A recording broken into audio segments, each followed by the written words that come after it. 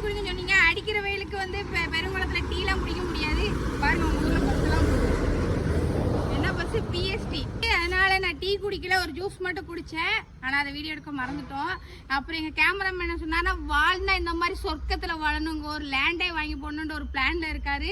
குடிப்போம். இன்னைக்கு எங்க வந்திருக்கோம்? உங்க ஊர் பெருங்குளத்துக்கு தான் வந்திருக்கோம்.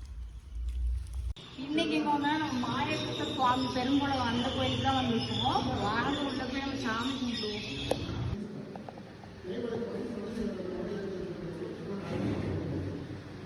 தான் வந்தோம். பெருமாள் நல்ல சாப்பிட்டாச்சு. இன்னைக்கு உங்களுக்கு நான் சுத்தி காட்டுவோம்.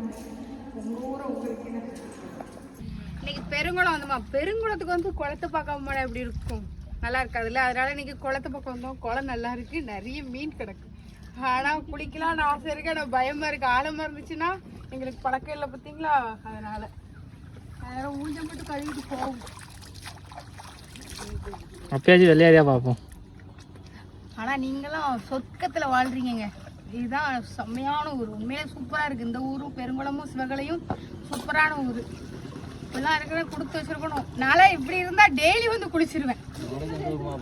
பெருங்குளம் மக்களே எனக்கு சப்போர்ட் பண்ணுவீங்களா?